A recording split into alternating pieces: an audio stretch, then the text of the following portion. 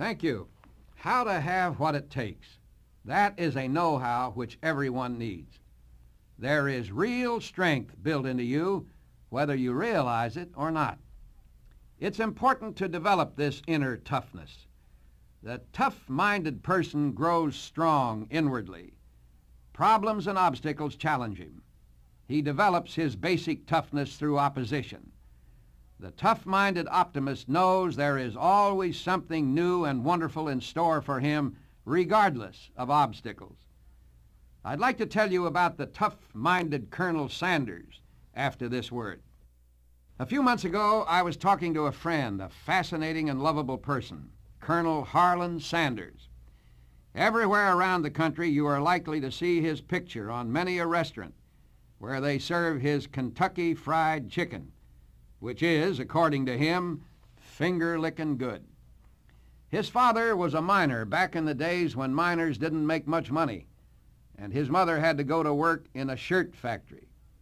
She had several young children, and Harlan was given the job of being cook for the family, which later paid off with the fried chicken business. He worked hard all his life. He had to leave school at the end of the 6th grade, experiencing the kind of poverty that has always existed in the Kentucky mountains and in Tennessee, at least in the poverty pockets.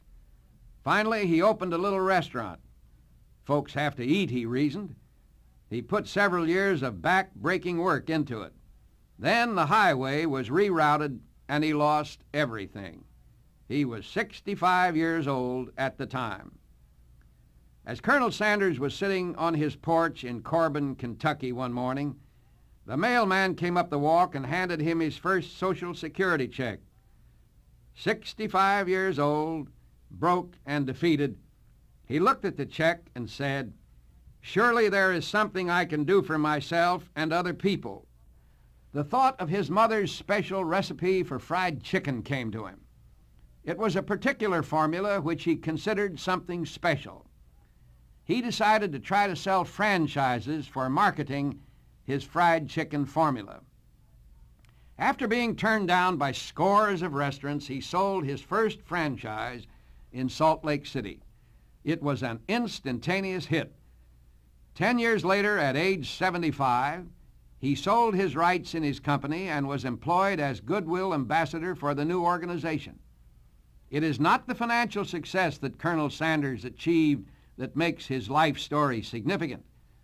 His experience primarily underscores the fact that no person need be defeated unless he wills it so. Life is full of possibilities if we look for them and work and think.